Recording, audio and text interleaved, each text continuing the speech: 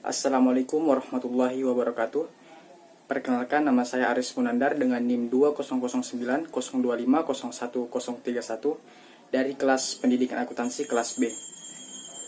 Pada pertemuan kali ini saya akan membahas tentang salah satu tugas, yaitu tugas keempat dengan tema analisis korelasi. Kita masuk ke pembahasannya, yakni yang pertama yaitu regresi linear.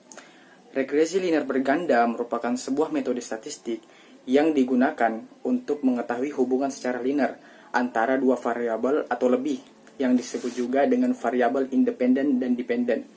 Pada dasarnya, metode ini berfungsi untuk mengetahui arah hubungan antara kedua variabel.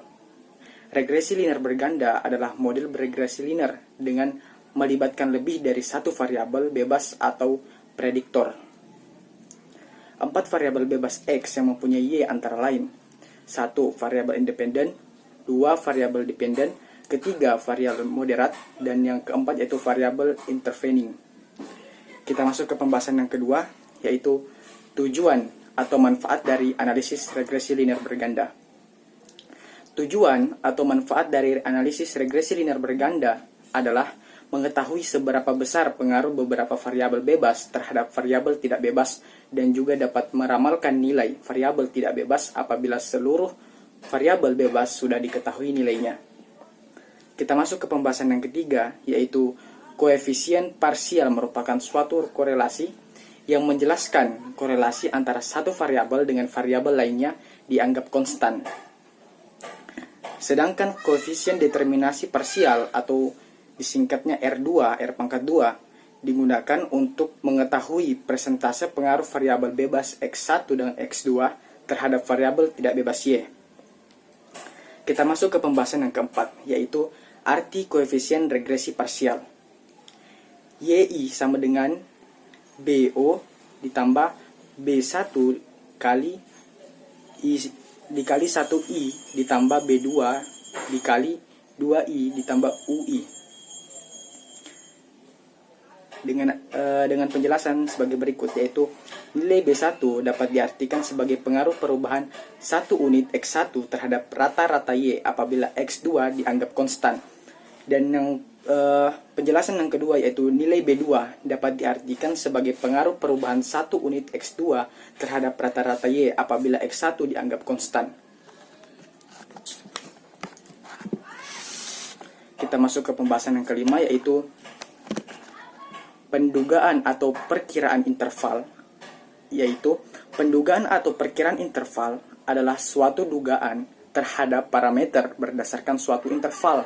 Di dalam interval mana kita harapkan dengan keyakinan tertentu parameter itu akan terletak, hasil pendugaan interval ini diharapkan akan lebih objektif. Kita masuk ke pembahasan yang keenam, yaitu uji T. Uji T dikenal dengan uji parsial, yaitu untuk menguji bagaimanakah pengaruh masing-masing variabel bebasnya secara sendiri-sendiri terhadap variabel terikatnya. Yang berikutnya yaitu uji F, simultan, adalah untuk mengetahui semua variabel independen mempunyai pengaruh yang sama terhadap variabel dependen.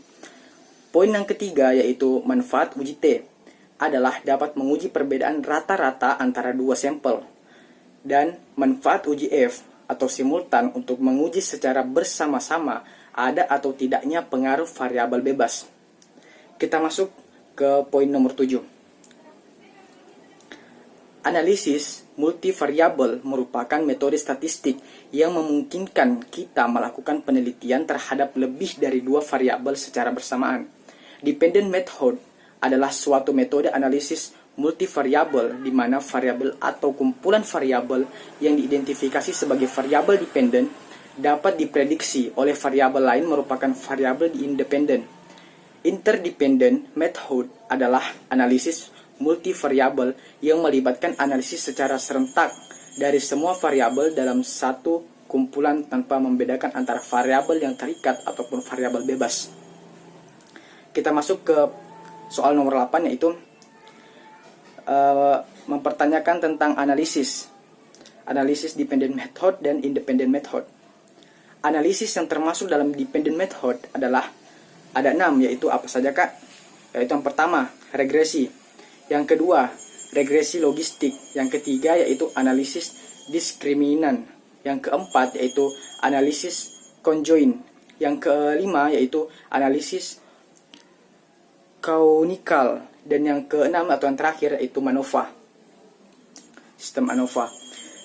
Dan yang berikutnya yaitu analisis yang termasuk dalam independent method, yakni ada 4. Yang pertama adalah analisis faktor, yang kedua analisis cluster, yang ketiga analisis koresponden, dan yang keempat yaitu analisis skala multidimensional. Kita masuk ke soal nomor 9. Untuk jawaban nomor 9 yakni persamaan tunggal, yaitu terdiri dari satu persamaan atau beberapa persamaan di mana antar persamaan tersebut tidak ada hubungan. Persamaan simultan yaitu terdiri dari beberapa persamaan di mana secara matematis dan fenomena antar bersamaan ada hubungan. Kita masuk ke nomor 10 yaitu analisis jalur hanya menganalisis variabel konstruk, sedangkan pada SEM semua variabel baik variabel indikator maupun variabel konstruk dianalisis secara bersama-sama dalam satu model. Demikian apa yang dapat saya sampaikan penjelasan singkat pada siang hari ini mengenai analisis korelasi tugas 4. Saya Aris Munandar mengundurkan diri.